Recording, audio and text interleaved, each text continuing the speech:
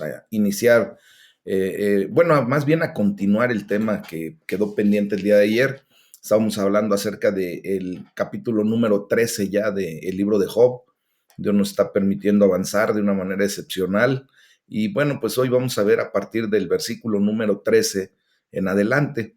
Y aquí se nos muestra cómo está la confianza de Job en Dios y hasta en su propia integridad, porque pues nosotros tenemos que ser bien claros, mis amados. Nosotros sabemos realmente cómo estamos en nuestra realidad delante de Dios. Y cuando hay integridad es correcto defender la causa, ¿verdad? Defender lo que pues Dios ha hecho con nosotros, porque déjenme decirles que esa integridad y esa justificación, esa entereza, pues no proviene de nosotros, proviene de la mano de Dios. Él es el que nos levanta, Él es el que nos afirma, así como lo hacía con Job en aquel momento cuando le dice al enemigo, has visto a mi hijo Job, que es perfecto delante de mí. Bueno, pues así también nos nombra el Señor cuando estamos en esa actitud correcta, ¿verdad? Y bueno, aquí la palabra de Dios dice en el versículo 3, escúchame, escúchenme, dice, y hablaré yo, eh, y que venga después lo que viniere. ¿Por qué quitaré yo mi carne con mis dientes y tomaré mi vida en mi mano? He aquí, aunque él me matare, en él esperaré. Fíjense nada más qué clase de declaraciones estaba haciendo el buen Job en este momento, ¿verdad? Cuando hace la expresión de escúchenme y yo hablaré, pues tal vez en este momento los amigos de Job intentaron interrumpirlo. ¿Se acuerdan que él venía haciendo su discurso? O a lo mejor protestaron respecto a lo que Job estaba comentando. Pero aquí lo que vemos es que Job demandó el derecho que tenía a terminar propiamente lo que estaba diciendo, su discurso.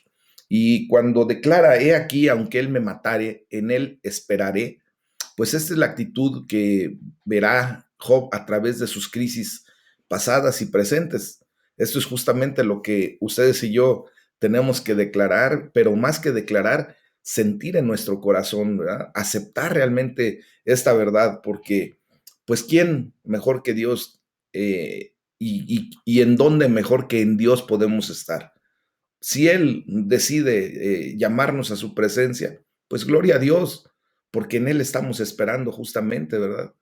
Entonces, aunque Job no entendía nada de su situación en ese momento, y es más, hasta sentía, recuerden que él sentía que Dios estaba hasta en su contra, ¿verdad?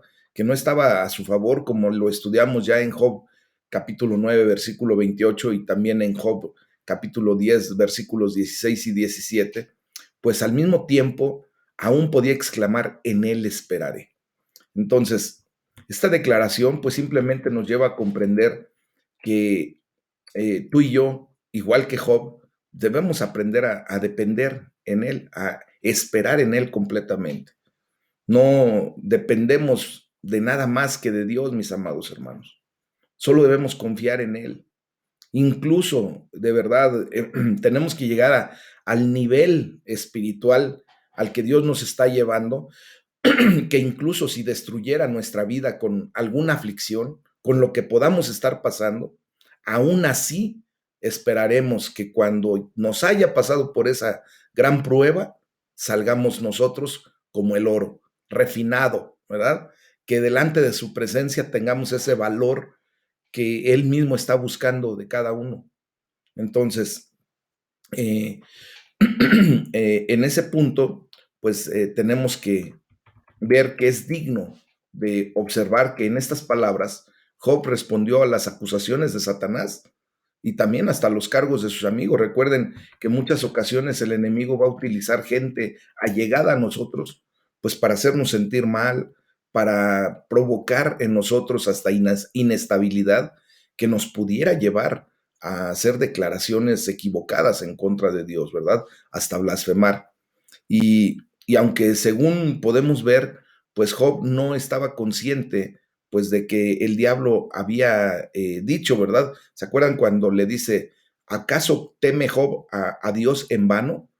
Cuando Satanás estaba en la presencia de nuestro Padre Celestial y tenían ese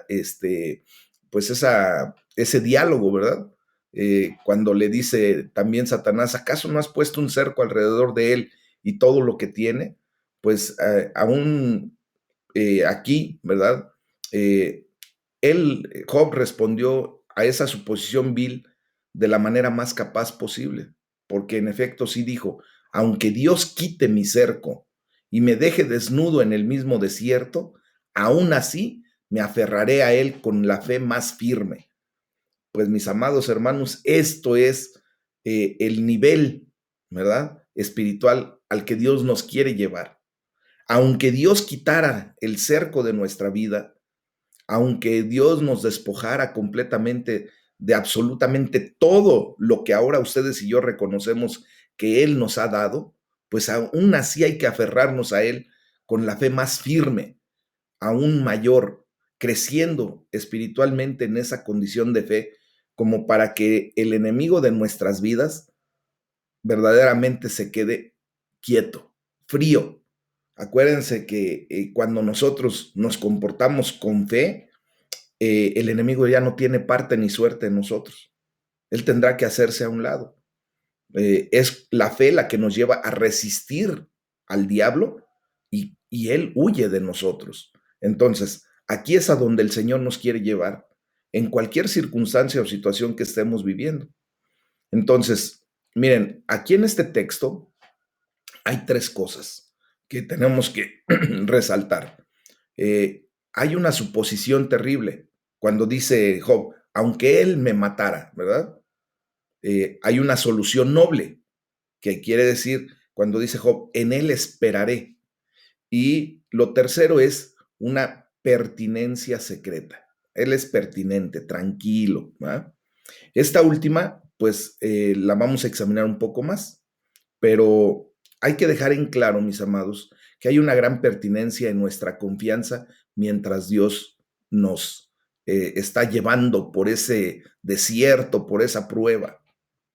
Y estas dos cosas van bien juntitas, bien unidas, aunque tal vez no lo parezca. O sea, nuestra fe tiene que ir bien pegadita a la, a la prueba a la que Dios nos está llevando. Porque de esa manera, ¿verdad? Cuando estamos pasando por prueba, por desierto, pero nuestra fe está ahí pegada, ¿qué creen? Que justamente aquí veremos la gloria de Dios. Amén. Fíjense, quiero citar a Charles Spurgeon porque él enumeró varias razones por las que pensaba que los tiempos de morir eran buenos tiempos. Y creo que tú y yo tenemos que llegar a ese entendimiento. ¿verdad? Tales tiempos nos muestra que realmente somos los hijos e hijas de Dios, porque Él solo disciplina a sus hijos, acuérdense. Y propiamente yo creo que Charles Spurgeon hablaba de los tiempos de morir cuando Dios nos somete a algunas pruebas o en su defecto también nos puede llevar a disciplina, pues porque somos sus hijos, porque Él quiere hacernos crecer, quiere vernos desarrollar, quiere ver que nosotros lleguemos a una madurez sólida. ¿verdad? Dice Charles Spurgeon que tales tiempos, o sea, los tiempos de morir, son donde la verdadera fe es creada. Y es verdad, mis amados, ustedes y yo no podremos saber qué tanta o qué magnitud es nuestra fe, de qué magnitud es nuestra fe, si no es puesta a prueba. ¿Cómo podría saber qué tanta fuerza tienes si no tratas de levantar un peso que a lo mejor de inicio dirías, no, yo posiblemente ese peso no lo pueda levantar, pero cuando tú vas y haces el intento, ¿verdad? Te metes en esa prueba y logras levantar ese peso, dices, wow, tengo fuerza para esto y siento que hasta para más. Así es nuestra fe. ¿verdad? Dios nos lleva a esa condición para probar y para donde verdaderamente la fe es creada y aparte también es acrecentada. ¿verdad? Dios quiere que nuestra fe vaya creciendo cada día más y nuestra fe en Él, no en cualquier cosa. ¿Ok? Charles Spurgeon también dice que tales tiempos son donde Dios nos prueba y afirma nuestra fe. Tales tiempos son donde podemos crecer en fe. Y también dijo que tales tiempos, pues permiten a los hijos de Dios probar que no son alguien que profesa la fe de una manera mercenaria. ¿A qué se refería? A que si Dios estaba pagando el precio correcto, ¿verdad? Para tu fe, pues entonces tú ejercerías esa fe correcta o profesarías esa fe en Dios correctamente, pero si Dios no pagaba lo correcto, entonces tu fe en Él se acabaría. Así es el ser una persona mercenaria, ¿verdad? Estar al mejor postor, venderse propiamente al mejor postor. Y eso, pues, es lo que Dios quiere que nosotros rompamos en el nombre de Jesús. Que justamente nuestra fe crezca por lo que Dios está haciendo en nuestras vidas. Amén. Entonces, una vez más, pues la severa suposición del texto, pues si alguna vez fue llevada a cabo por alguien, fue por nuestro Señor Jesucristo. Eh, Nuestra gran cabeza del pacto, ¿verdad? Sabe al máximo lo que sus miembros sufren. Dios sí lo mató y la gloria sea a su bendito nombre. ¿Por qué? Porque Jesucristo confió en Dios mientras era asesinado, mientras él era llevado, ¿verdad? A esa condición de bajar hasta el Seol, mis amados. Pero la fe que Jesucristo como hombre tenía en ese Padre celestial, en ese Padre amoroso, era que Él lo resucitaría de entre los muertos con el poder de su Espíritu Santo. Y así fue. Y entonces, si ustedes y yo tenemos esa fe, ¿verdad? Que hemos declarado que Jesucristo es nuestro Señor y Salvador, y que declaramos que si Él vive, nosotros también viviremos, pues es el punto clímax en donde tenemos que dejarnos, abandonarnos a Dios en todas las áreas de nuestra vida y desear, orar porque su perfecta voluntad se haga en cada uno de nosotros, que caminemos el camino que nos haya trazado a través de su perfecta voluntad y que nosotros experimentemos la bendición del día en que seamos llamados a su presencia o nuestro Señor Jesucristo venga.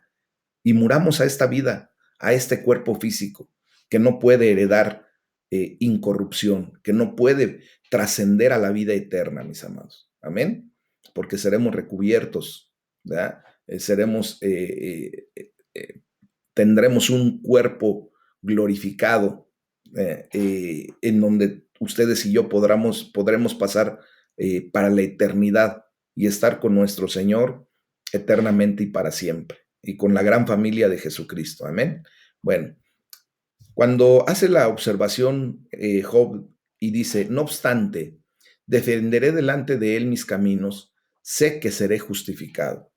Bueno, pues antes de su crisis, recuerden que lo estudiamos en Job 1, Job se encontraba a sí mismo como un hombre perfecto y recto, como ciertamente lo era, ya lo estuvimos analizando.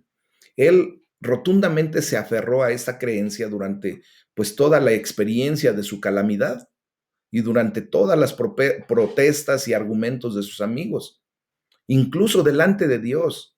Él pues defendía sus caminos, ¿verdad? No en arrogancia, mis amados hermanos, sino en una determinada conexión con la realidad. Cuando nosotros estamos ciertos de nuestra condición, tenemos la autoridad, mis amados, de defender las cosas como son, porque la verdad siempre va a salir a la luz, siempre va a estar en la condición en donde la verdad va a ser expuesta tarde que temprano. Entonces, si yo, por ejemplo, me atrevo a defender mi causa equivocadamente porque sé que estoy en pecado y quiero aparentar delante del hombre que estoy correcto, que no pasa nada, que no hago cosas indebidas, bueno, allá yo y mi propia mentira y mi propia, pues, equivocación, ¿verdad? Delante de Dios yo no puedo esconder la verdad. Pero cuando la verdad se revele, pues ahí es a donde yo voy a ser, pues como dice la palabra de Dios, ¿verdad? Humillado, voy a ser como cuando la gente se pone bien roja porque le descubrieron en algo, ¿verdad? Y así Dios me va a exhibir en esa condición. Pero si verdaderamente yo estoy en lo correcto, si yo estoy caminando rectamente delante de Dios, también tengo el derecho de defender esa causa noblemente, no con arrogancia, no con un objetivo de decir, ve, te lo estoy mostrando, no, simplemente glorificando el nombre de Dios, porque Él es el que nos está permitiendo caminar correctamente delante de Él. Entonces, fíjense, por ejemplo, que en esto, pues Job es un ejemplo notable de un hombre que no renuncia a lo que sabe que es verdad, aún en medio de la tormenta que está viviendo. Este es realmente un área de gran dificultad, mis amados, porque tales tormentas son innegablemente útiles para sacudirnos de nuestras creencias equivocadas. Miren, Dios permite que aún el enemigo nos zarandee, porque no sé si ustedes se han dado cuenta o sepan del proceso de cómo se quita la basura del trigo o de cualquier grano, ¿verdad? Cualquier semilla que tengamos la necesidad de limpiar para después utilizarla para nuestro consumo.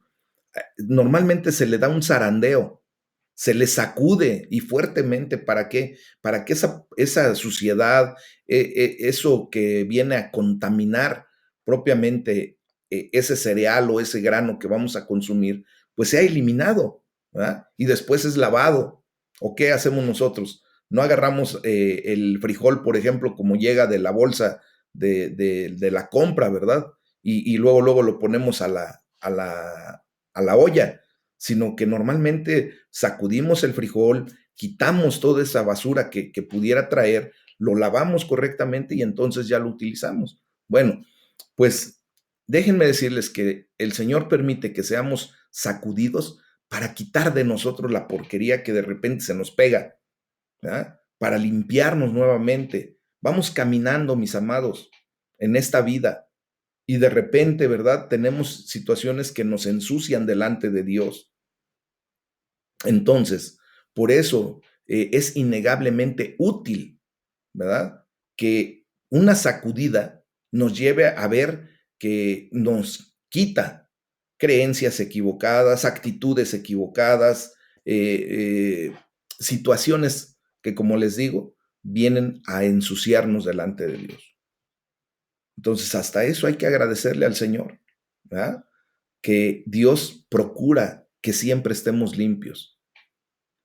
Miren, algunos que han sentido que tenían la determinación de Job de aferrarse a la verdad, en realidad simplemente eran necios, porque no tenían la verdad en su condición. Y después viene a la luz y es señalado y desgraciadamente es puesto en mal, ¿verdad?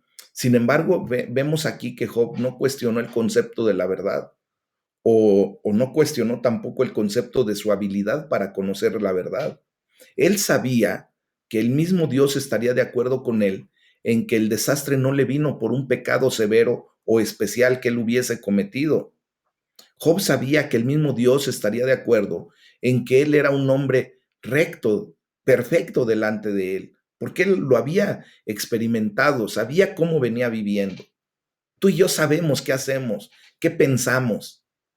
Mis amados, no podemos de verdad hacer a un lado a Dios pensando que Él no se va a dar cuenta hasta de las intenciones de nuestro corazón. Y si nosotros verdaderamente estamos actuando bien, defendamos lo que es correcto, mis amados. ¿Ah? Y dice, porque si ahora yo callara, moriría. Pues fíjense bien que en un sentido, parece que Job sintió que su determinada conexión a la verdad y a la realidad eran todo lo que ya nada más poseía. Ya todo lo demás había desaparecido, su dinero, sus hijos, su condición de salud, ya todo eso había desaparecido de su vida. Y ahora lo único que le quedaba, lo que verdaderamente tenía, era la verdad de que él estaba bien delante de Dios. Es más, vamos a llevarlo hasta más lejos. Él había perdido todo, incluyendo hasta su sentido de bienestar espiritual. ¿Por qué? Porque él sentía que hasta Dios le había dado la espalda, ¿no? Y todo lo que tenía era la verdad que él vivía. Y se sentía que si soltaba esa verdad, que si se soltaba de eso solo para detener la discusión o para satisfacer a sus amigos, ahí sí ya realmente perdería absolutamente todo y es el equivalente a morir, ¿verdad? En esa condición. Así justamente nosotros tenemos que ver esta realidad, mis amados. Y bueno, ya en la segunda parte de este capítulo, pues viene la apelación de Job a Dios. Y del versículo 20 al 27, Job le pide a Dios que le diga si su pecado es realmente la causa de su sufrimiento. Va a llegar el momento, mis amados, en que nosotros a lo mejor tengamos algo tan oculto, que el enemigo haya hecho tantas escamas alrededor de un pecado, que nosotros nos hemos ido despojando poco a poco de las escamas de otros pecados que ocultan a la raíz de nuestra condición, que no podríamos verla o no pudiéramos tener consideración de eso. Entonces es cuando tenemos que venir, así como Job, a los pies de Dios y decirle, Señor, por favor, dime qué es lo que está sucediendo en mi vida, si todavía tengo algún pecado oculto que no he podido visualizar. Y entonces el Espíritu Santo, ¿verdad? Es el que pues nos puede convencer de alguna condición de esa naturaleza. Y dice la palabra de Dios ahí entre los versículos del 20 al 27. Dice, a lo menos dos cosas no hagas conmigo, entonces no me esconderé de tu rostro. Aparta de mí tu mano y no me asombre tu terror. Llama luego y yo responderé. O yo hablaré y respóndeme tú. ¿Cuántas iniquidades y pecados tengo yo? Hazme entender mi transgresión y mi pecado. ¿Por qué escondes tu rostro y me cuentas por tu enemigo? A la hora arrebatada has de quebrantar y a una paja seca has de perseguir. ¿Por qué escribes contra mí amarguras y me haces cargo de los pecados de mi juventud? Pones además mis pies en el cepo y observas todos mis caminos, trazando un límite para las plantas de mis pies.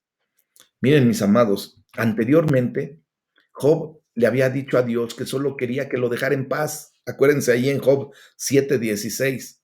Pues ahora, ¿verdad? Muestra que ese sentimiento era solamente eso, un sentimiento, y que en realidad él no quería que Dios se apartara de él ni por un minuto, ni por un segundo. Él no quería que Dios apartara de él su mano. Esto muestra que al menos en un pequeño sentido, ¿verdad, mis amados? Job entendía que la mano de Dios lo sostenía en medio de esta gran prueba. Recordemos que Job no sabía nada de lo que habían comentado Satanás y nuestro Padre Celestial en ese diálogo muy particular que estudiamos al principio de este libro, ¿verdad? Entonces él no sabía eso, entonces por eso él de repente tenía sentimientos muy encontrados. Entendemos ahora su sentimiento de abandono. Sin embargo, Job de mala gana admite que la mano de Dios ha estado con él en el fuego de la aflicción y por eso le dice que solamente le pide eso, ¿no? Dice, entonces no me esconderé de tu rostro. Eh, Nosotros podemos ver a lo largo de toda esta historia que Job nunca se ha ocultado de Dios y no tiene intención de hacerlo, sino por el contrario, es el hecho de que parezca que Dios se le oculta lo que horroriza a Job. Entonces, las palabras idénticas de Caín en Génesis 4:14 describen su expulsión de la compañía de Dios. Eso es lo que Job piensa que le sucedió, ¿verdad? Que Dios tomó una clara acción en contra de él. Y él no puede ni entenderlo ni soportarlo. ¿Se acuerdan cuando Caín agarra y le dice, ¿qué acaso yo soy el guarda de mi hermano? Y cuando le dice después Dios que él iba a ser expulsado ahí y le dice claramente que él iba a ser un hombre errante y que cualquiera lo iba a poder matar, porque ahora él sentía verdaderamente que Dios ya no estaba con él. Así es como se sienten, mis amados hermanos, cuando nuestros sentimientos le ganan o nuestra alma propiamente le gana más a nuestro espíritu. Cuando nuestros sentimientos se superponen a nuestra fe. Y nosotros tenemos que ya aprender justamente de todas estas lecciones que nuestra fe siempre tiene que estar por encima de nuestros sentimientos, de nuestra percepción. Nuestro espíritu tiene que estar por encima de nuestra alma. Nosotros tenemos que ser gobernados por nuestro espíritu, ya no más por sentimientos, por emociones, por lo almático, ya no más. Esto es lo que nos está enseñando esta porción de lo que estamos estudiando, mis amados. Dice Job, y no me asombre tu terror. Aquí sentimos el valor que Job ponía sobre su conexión personal con Dios. Él se preocupaba de que esta temporada presente que estaba viviendo lo destruiría. Y Job todavía deseaba una comunicación completa con Dios. El temor del cual Job se preocupaba no era el bueno y apropiado temor de Dios. Acuérdense que nosotros tenemos que vivir en el temor de Dios, en el temor reverente, ¿verdad? Más bien en este momento, este terror, ¿verdad?, era motivado por el miedo. Y el tipo de temor de Dios equivocado, pues nos provoca miedo a que Dios pueda lastimarnos. Y el tipo correcto de temor que debemos tener delante de Dios es que tengamos nosotros ahora el temor de que nosotros mismos lastimemos a Dios. Eso es lo correcto, mis amados. El temor reverente a Dios nos tiene que llevar a estar visualizando siempre que podemos lastimar a Dios y que no lo debemos hacer. Ese es el temor correcto. No el temor de terror o de miedo equivocado de que Dios nos vaya a lastimar. Dios nunca nos va a lastimar. A final de cuentas, estamos entendiendo que si Dios permite que pasen ciertas circunstancias en nuestra vida, es para nuestro beneficio, para nuestra bendición, porque justamente es así como Dios nos hace crecer y no para lastimarnos. Amén. Y por eso ya después Job le dice, hazme entender mi transgresión y mi pecado. Aquí, pues hasta aquí en este momento se había aferrado firmemente a su propia inocencia, ¿verdad? En el sentido de que no había ningún pecado especial ni severo que provocara pues su reciente cataclismo que estaba viviendo. Lo que él estaba viviendo en aquel tiempo cuando el enemigo lo pidió, pues él estaba bien delante de Dios. Y a pesar de las elocuentes súplicas de sus amigos de que manifestara o que declarara su pecado y que se arrepintiera, ¿verdad? Pues él estaba consciente de que no había hecho nada. Pero al mismo tiempo, él abre la posibilidad de estar equivocado. Y es lo que también tenemos que aprender a hacer. No aferrarnos de tal manera en que siempre, ¿verdad?, queramos ganar, que no nos ganen ni con licenciado. No, hay que abrir la posibilidad. Bueno, Señor, si yo ya estoy declarando que no he hecho mal, que estoy bien, que yo siento que estoy caminando correctamente, bueno, pues entonces ahora abro la posibilidad de que a lo mejor esté yo equivocado y tú me hagas saber eso. Por lo tanto, vemos cómo Job, ¿verdad?, hizo esta maravillosa oración pidiéndole a Dios que le muestre iniquidades y pecados. Eso es lo que ustedes y yo tenemos que aprender en su momento, ¿verdad? Y por eso, es más, no nada más nosotros lo tenemos que aprender. El salmista, ¿se acuerdan? Ahí en el Salmo 139, pues seguramente fue atrapado por las palabras de Job y la actitud de Job, que escribe ahí en el Salmo 139, versículos 23 y 24, y le dice el salmista a Dios, examíname, oh Dios, y conoce mi corazón, pruébame y conoce mis pensamientos, y ve si hay en mí camino de perversidad, y guíame en el camino eterno. Entonces, vemos que aquí, mis amados, pues la palabra de Dios refuerza propiamente ese tipo de correctas expresiones que tenemos que tener delante de Dios. Si nosotros no somos capaces de visualizar algo que pueda estar estorbando nuestra relación con Dios, pues hay que pedirle que el Señor nos las muestre.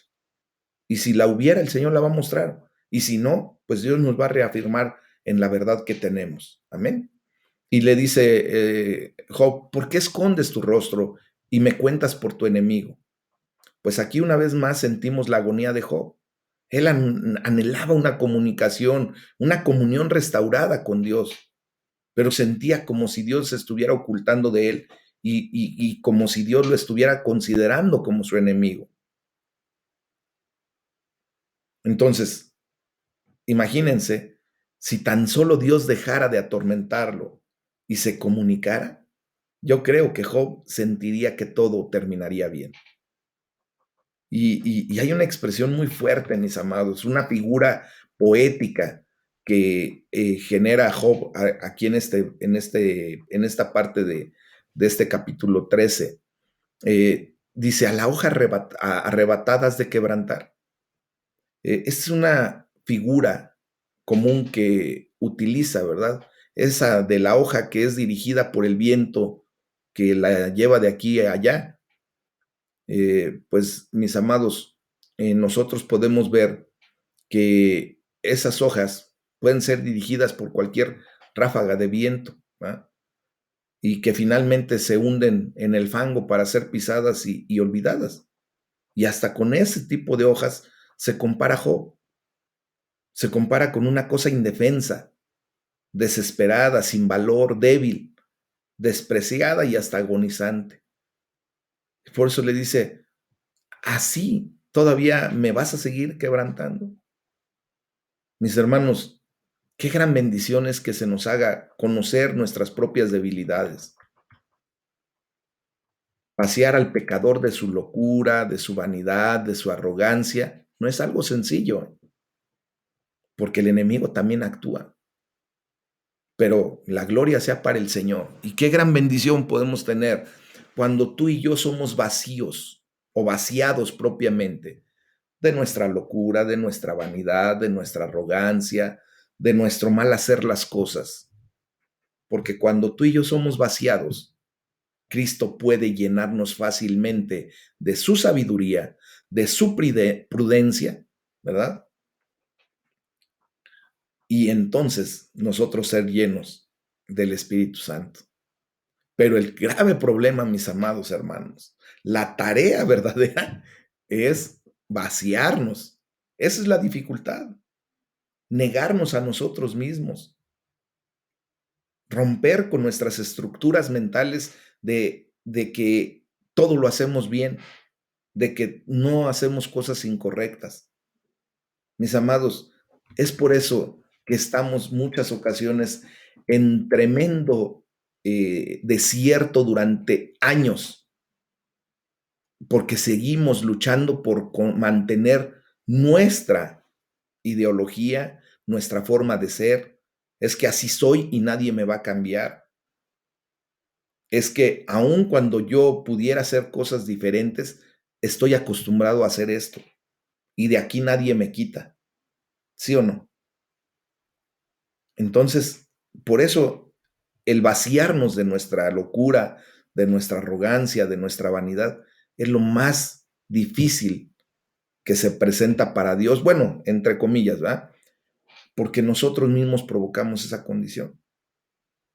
Si nosotros verdaderamente dejamos que Dios vacíe de nuestra vida todo aquello que nos impide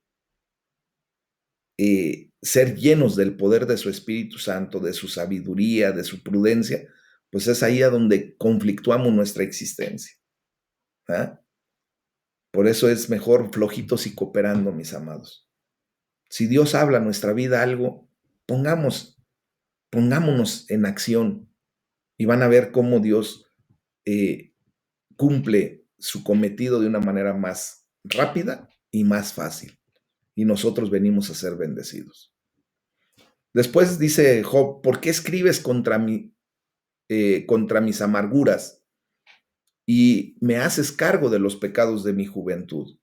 Miren, este es otro ejemplo de la verdad de que Job no se consideraba a sí mismo sin pecado. Más bien, reconocía los pecados de su juventud y temía que ahora Dios estuviera presentando esos pecados en su contra. Por eso dice, ¿por qué escribes contra mi amarguras? Dice, este, aquí podemos ver que se ha hecho la sugerencia de que Dios es como un médico, ¿verdad? Escribiendo una receta para una medicina muy amarga, o también como si fuese un juez prescribiendo un castigo, pues, doloroso, amargo, ¿verdad? O registrando los crímenes terribles de Job. Entonces, la escritura, pues, es el decreto asignado, ¿verdad?, a cosas amargas para Job. Nosotros tenemos que visualizar que obviamente Dios no estaba haciendo absolutamente nada de eso. Simplemente Dios había permitido que Job fuese llevado a esa condición para aún más bendecirlo, para hacerlo crecer. Dice, pones además mis pies en el cepo. Como sentía Job que Dios estaba en su contra, pues él se sentía completamente obstaculizado y cercado por Dios, ¿verdad? Sentía como si sus pies estuvieran limitados y sus caminos estrechamente vigilados. Y por eso le dice, has trazado un límite para la planta de mis pies. Esto es literalmente, tú grabas una huella en mi pie, ¿verdad? O sea, has dejado tu marca sobre mi pie y comenta, eh, eh, como los dueños de ganado y camellos, o sea, ponen su marca sobre la pezuña para poder reconocerlos y rastrearlos. Por eso es lo que dice Job en ese sentido. Y ya en el versículo 28, para terminar este capítulo, mis amados, pues Job lamenta la fragilidad del hombre. Y es lo que tenemos que comprender, nuestra fragilidad delante de Dios. Y dice la palabra de Dios en el versículo 28, y mi cuerpo se va gastando como de carcoma, como vestido que roe la polilla. Bueno, pues la elocuente meditación de Job sobre la grandeza de Dios, especialmente lo que vimos el día de ayer en Job 12, pues ciertamente eleva a Dios de una manera excepcional, ¿verdad? Pero también observa y declara que el hombre, pues en comparación a la grandeza de Dios, se viera como la carcoma, ¿ah? Algo insignificante completamente, frágil delante de Dios.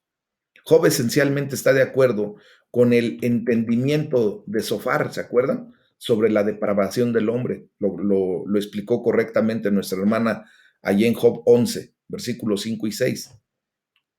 Pero su desacuerdo fue con la aplicación de Sofar de esa doctrina sobre las circunstancias que estaba viviendo Job.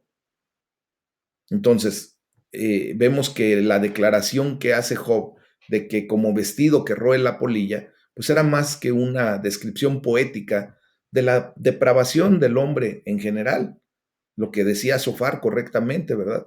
Pero que no encajaba en ese momento con las circunstancias de Job. Entonces era un desanimado suspiro sobre su propia condición. Job era el que se iba gastando como de carcoma, y Job era como un vestido que estaba royendo la polilla. Y por eso Sofar podía hablar sobre ello, por lo que Job estaba viviendo, mis amados. O sea, Sofar hablaba de ello, pero Job lo estaba viviendo. Y por eso, pues llega la condición en la que Job le dice, ¿verdad? No sabes realmente mi situación, no sabes de lo que estás hablando en relación a lo que yo estoy viviendo, del por qué, ¿verdad? Y por eso nosotros no debemos ser jueces de nadie, mis amados. No sabemos lo que está pasando a alguien hasta que no nos enteramos de la realidad, y pues de ahí podemos ver para dónde Dios quiere llevar a tal o cual persona. ¿Ah? Entonces, ya fíjense cómo en el capítulo 14, pues Job reflexiona sobre la fragilidad del hombre y pone correctamente las cosas. Un hombre frágil y un Dios poderoso. ¿Ah? Entonces, leemos el versículo 1 y 2 de Job 14, que dice, el hombre nacido de mujer, corto de días y hastiado de sinsabores, sale como una flor y es cortado y huye como la sombra y no permanece. Bueno, habiendo ya mencionado la idea de la fragilidad del hombre, ¿verdad? En general, y en su particular propia fragilidad, Job expande la idea en este capítulo.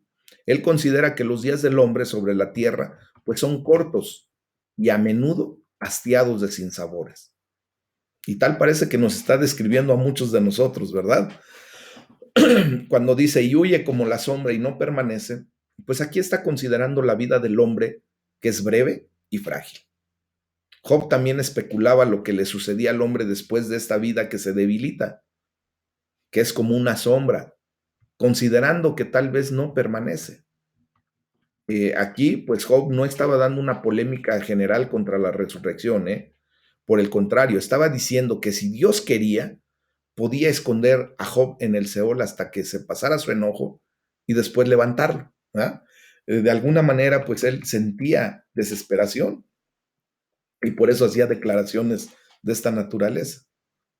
Y pues viene después, ya entre los versículos del 3 al 6, la oración que considera qué tan frágil es el hombre y pide misericordia de él. Bueno, dice la palabra de Dios, sobre este abres tus ojos y me traes a juicio contigo. ¿Quién hará limpio a lo inmundo? Nadie. Ciertamente sus días están determinados y el número de sus meses está cerca de ti.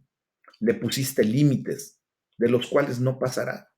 Si tú lo abandonaras, él dejará de ser. Entre tanto deseará como el jornalero su día. Aquí Job está aplicando, ¿verdad?, sus previos pensamientos sobre la breve y frágil naturaleza de la humanidad para orar acerca de su propia situación. Prácticamente le está diciendo, Dios, tú ves que yo soy el que se pudre, el vestido carcomido por la polilla, la flor que se desvanece y la sombra fugaz. Ahora mírame con misericordia. Por eso le está diciendo, sobre este abre tus ojos, ¿verdad? Abres tus ojos. Después cuando dice, ¿quién hará limpio a lo inmundo? Nadie. Job teme que tal vez Dios demande algo de él que es incapaz de ser o de hacer. Si Dios demanda limpieza perfecta antes de aliviar la aflicción de Job, entonces Job sabía que nunca podría cumplir con ese requisito. Y es lo que nos pasa a nosotros, mis amados, ¿verdad? Tú y yo no vamos a poder cumplir por nuestra propia condición, por nuestra propia fuerza, el requisito que Dios puso, ese estándar de calidad que Dios puso tan increíblemente alto que se llama perfección. Tú y yo no lo vamos a poder cumplir. Necesitamos verdaderamente, esto lo único que nos lleva a comprender es que necesitamos de nuestro gran Salvador Jesucristo para que Él cumpla con el requisito. Ya lo hizo, cumplió con la perfección delante de Dios. Ahora su sangre derramada como ese perfecto pacto para nosotros, ese pacto de gracia, es lo que nos puede llevar y nos lleva precisamente a ser justificados delante de Dios. Amén. Allí es a donde se cumple ese requisito. Y hace la pregunta, ¿quién hará limpio a lo inmundo? Eh, Quiero citar a un teólogo llamado Poole que dice, yo no digo soy limpio como Sofar pretende, sino que confieso que soy una criatura impura y por lo tanto responsable ante la justicia. Si tú lidiaras rigurosamente conmigo, pero recuerda que este no es mi caso peculiar, sino el común denominador de todo hombre. Eso es lo que está diciendo este Paul respecto a lo que declara Job. Y justamente es eso, ¿verdad? Nosotros somos criaturas impuras, mis amados. Pero en este momento se está discutiendo la condición muy particular de Job, que en ese tiempo hasta Dios lo consideraba perfecto delante de él, ¿se acuerdan? Pero sí es el común denominador de todo hombre, que todos y cada uno de los seres humanos, excepto Jesucristo, que hemos pisado la faz de la tierra, somos criaturas impuras, que necesitamos ser limpios delante de Dios. Dice, le pusiste límites de los cuales no pasará. Si tú lo abandonares, él dejará de ser. Entonces aquí observamos cómo Job continuó pintando la imagen de Dios, encerrando a un hombre, restringiendo sus movimientos. Y bajo tal idea, sería mejor si Dios simplemente lo abandonara para que el afligido pudiera dejar de ser. pero pues no es así. Realmente aquí vemos que en su desesperación Job pues llega a ver que Dios ya no estaba con él y que mejor ya lo dejara de plano para que muriera y se acabara toda su aflicción. Y ya en la segunda parte de este capítulo número 14, de los versículos 7 en adelante, pues se nos ofrece la meditación de Job de lo que nos espera después de esta vida. Job considera la idea de que el hombre no viva después de la tumba, pero eso es lo que considera Job. ¿Ah? Dice la palabra de Dios entre el versículo 7 al 12, porque si el árbol fuera cortado, aún queda de él esperanza, retoñará aún y sus renuevos no faltarán. Si se envejeciere en la tierra su raíz y su tronco fuere muerto en el polvo, al percibir el agua reverdecerá y hará copa como planta nueva.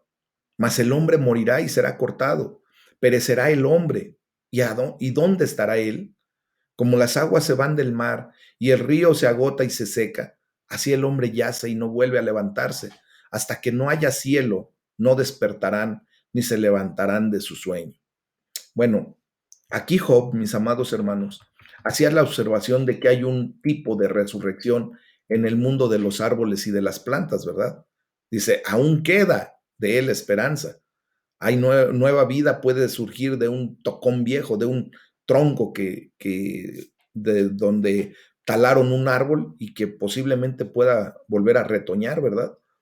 Dice, pero más el hombre morirá y será cortado. Pues aquí podemos observar que hasta donde Job podía ver, la muerte termina con la existencia del hombre y después de la muerte el hombre simplemente desaparece. Por eso dice, ¿y dónde estará él? Cuando Job pensaba en eso, todo parecía muy injusto, mis amados. ¿Por qué debía un árbol tener una mejor esperanza de resurrección que un hombre?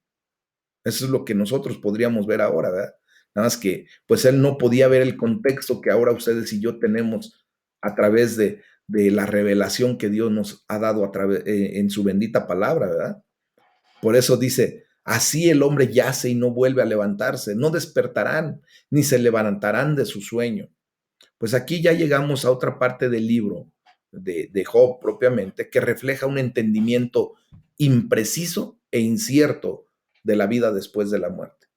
Podemos decir simplemente que Job estaba equivocado en su entendimiento de la vida después de la muerte. ¿Ah? Aquí también podríamos explicar la falta de conocimiento de Job sobre la vida después de la muerte, entendiendo el principio que nos da la segunda carta a Timoteo, capítulo 1, versículo 10, de que Jesucristo es el principio que nos da esta carta. Jesucristo quitó la muerte y sacó a luz la vida y la inmortalidad por el Evangelio. O sea, el entendimiento sobre la inmortalidad era, en el mejor de los casos, confuso en el Antiguo Testamento. Recuerden que el Antiguo Testamento era como la sombra de lo que habría de venir. Y por eso ahora ustedes y yo somos más que bienaventurados, mis amados, porque ahora tenemos la revelación de nuestro Señor Jesucristo venciendo a la muerte, ¿verdad? Por ejemplo, podemos decir que Jesús sabía totalmente de lo que estaba hablando cuando describió al infierno y el juicio, como lo hizo en Mateo 25, del 41 al 46. Y por lo tanto, pues nosotros ahora podemos confiar verdaderamente en el Nuevo Testamento para nuestra comprensión de la vida después de la muerte. Y esto, pues obvio, nos abre más el panorama, nos abre más los ojos. El Espíritu Santo ha sido derramado sobre nuestras vidas, que nos permite ver mucho más que en el Antiguo Testamento se podía ver. Acuérdense que en el Antiguo Testamento, pues solo se veía escatológicamente en visiones que Dios permitía que se tuvieran. Ahora ustedes y yo tenemos palpablemente la revelación que el Señor nos ha dado a través de su bendita palabra. Amén. También podemos entender que esto de ninguna manera se aleja de la verdad de la Biblia y del libro de Job. Lo que es verdad es que Job ciertamente dijo esto y realmente lo creía. Entonces, la verdad de la declaración en sí misma debe ser evaluada de acuerdo con el resto de la palabra de Dios, con el resto de la Biblia, para que no tengamos esa condición de decir aquí hay una como controversia o aquí hay algo como que no es, pero sí es, no. Más adelante vamos a ver ya en Job 38 cómo Dios desafió y corrigió las presuntuosas afirmaciones de Job sobre la vida después de la muerte. En aquel capítulo que vamos a ver más adelante, le recuerda a Job que Dios está realmente, ¿verdad? Que Job realmente no conocía cómo era la vida después de la muerte. Y bueno, ya lo veremos en el capítulo 38. En este momento, pues estamos viendo cómo Job anhelaba ya la tumba y deseaba que hubiese algo más allá de esa tumba. Él lo deseaba, ¿verdad? Vamos a leer del versículo 13 al 17 y dice la palabra de Dios, oh, ¿quién me diera que me escondieses en el Seol, que me encubrieses hasta apaciguarse tu ira, que me pusieses plazo y de mí te acordaras?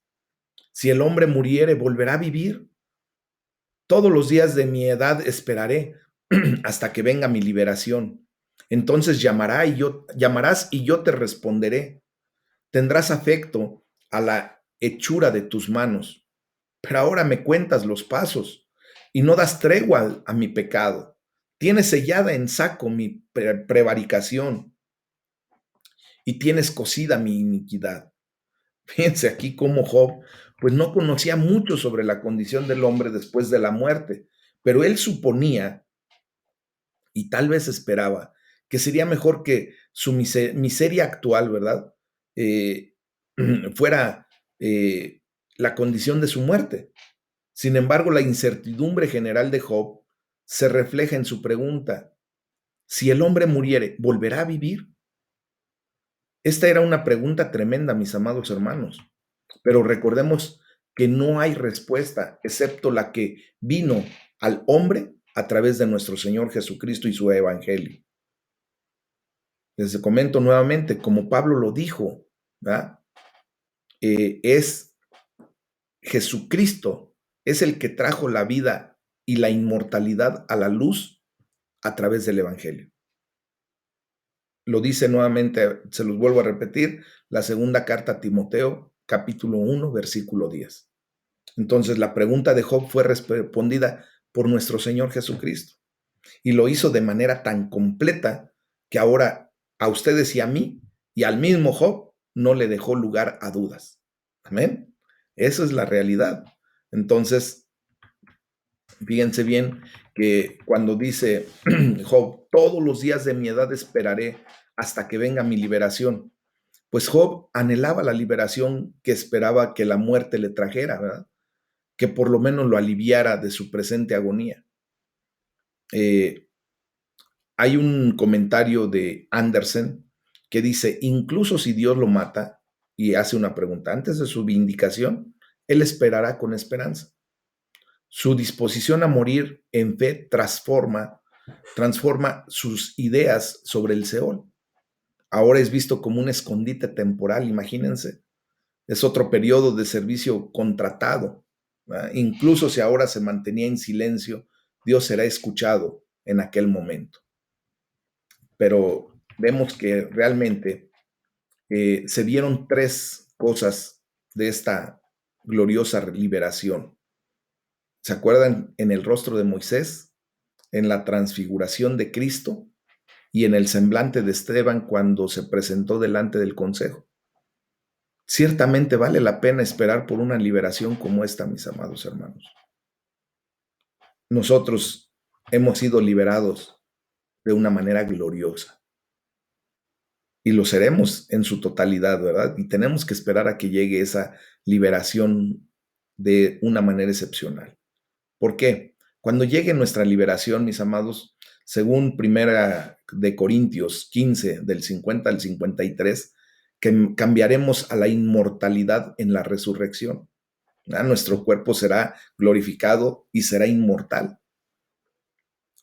En la primera carta de Juan, capítulo 3, versículo 2, cuando llegue nuestra liberación, es cuando lo vamos a ver y seremos como Él, como Jesucristo. En Filipenses 3:21 se nos muestra cómo esa liberación va a traer a nuestros cuerpos que serán gloriosamente transformados. Amén. En el Salmo número 17, versículo 15, David estaba confiando en que sería transformado a la semejanza de Dios. Entonces, tenemos algo excepcional en la espera de lo que viene a continuación en nuestra libertad. Al mismo tiempo, mis amados, hay algunas cosas que no cambiarán para cada uno de nosotros cuando vayamos al cielo. No va a cambiar el propósito, ¿verdad? De el cristiano y la prioridad de la vida. No va a cambiar. No va a cambiar nuestra identidad cristiana. Seguiremos siendo hijos de Dios. Y los acompañantes del cristiano no cambiarán.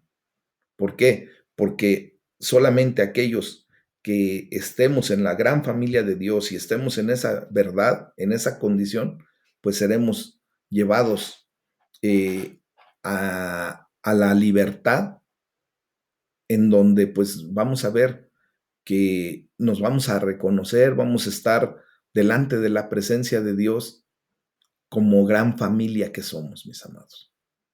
Y bueno, pues esto nos permite pues dejar hasta aquí el tema, y a partir de mañana vamos a considerar del versículo 18 de este capítulo 14 en adelante, en donde Job considera el infinito poder de Dios y pues volvemos a ver su desesperación, ¿verdad?